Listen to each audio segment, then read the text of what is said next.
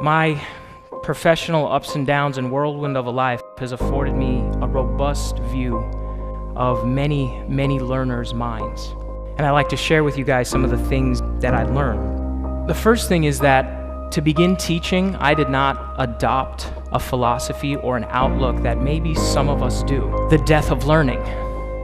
Once we stop teaching, sometimes we do not take in as much because we're so busy giving out. It says the greatest part of being a teacher is the student.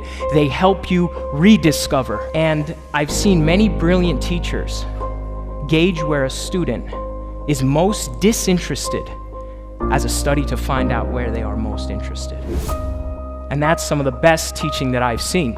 We are not to run the students through our process. We are to run our process, our methodologies, through the students and hone them in and make them better and reevaluate. Because a lot of times we learn things and then we try to teach them without seeing, wait, how do these different people learn?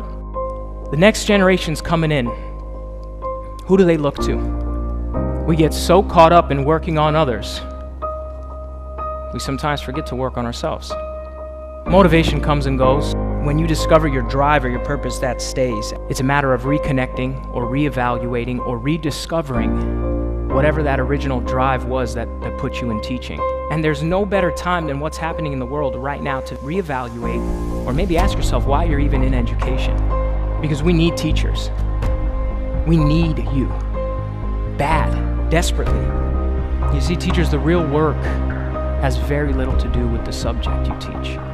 The real work has to do with making our audience receptive enough to take in what we teach. I'm going to say it on behalf of society, the deep gratitude we owe you for what you do. I know you don't hear it enough. I know you don't hear it enough. Thank you. Thank you. Every day, thank you. You're starved for that gratitude. The same way some of those kids are starved for love. Gratitude's not there when you're staying up nights, grading papers, when you're not spending time with your own family because you are tending to this family. Thank you. This word teach is one of my favorite words. Have some of you stopped respecting your craft? I do not have the right to judge how you do your work. There's almost no one that has the right to judge how you do your work. There is one group with that astute right. And ironically, it's the group you hand out grades to. The teachers we remember most, they're the ones that cared. I know it's hard to show them. I know it's easier to tell them. I'm asking you to care. To teach, embedded in that transaction, in the meaning of that word, that exchange is a student that you are helping build. If your student failed your class but left knowing you care about them, you passed. That's not their F, that's our F. That's a shared F. You see, unfortunately for the student, there's only one way to pass or fail the class, and that's through you. For the teacher, there's multiple ways.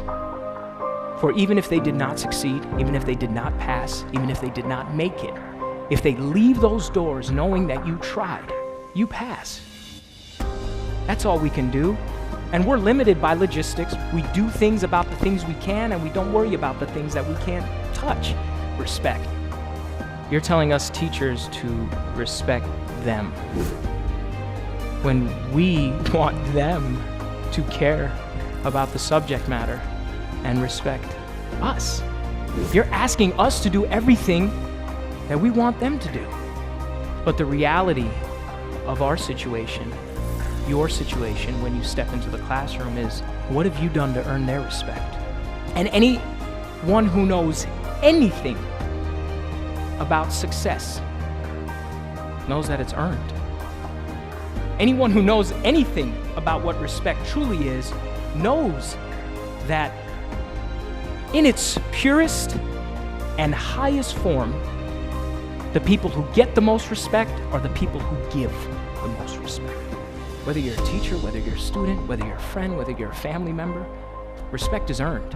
When you teach something, embedded in that transaction, that deposit of information is a human being you are working with to help develop. You teachers are one of society's most profound handprints on that human being. After respect comes connection. I'm here to form a connection. From my connection will come the seed of understanding. Our beliefs, they become our truths. And one of my fundamental beliefs is that as human beings, we are infinitely more connected and we have infinitely more in common than we do different. We're teaching them things. We want to show them a little bit of what we've picked up on our journey of life. But if they don't feel connected or they don't feel like we care, why would they learn? Our Western context puts the responsibility on us to figure out how to reach them. And if your goal is teaching, it is your job to learn their language so that you can teach them yours. That is the only reason that it is your job, because this is our ultimate goal, to teach. You are a bridge, and bridges always touch both shores. Show me a bridge that doesn't touch two shores. And many of us are waiting for them to approach our shore, to come take what we got. We got to go there first. Once we go there, hey, come on. All right, cool, you seem pretty cool. I'll come with you to your shore. Now the sweet spot is in the middle, where you're learning and teaching at the same rate. That's the sweet spot. They got to know you care.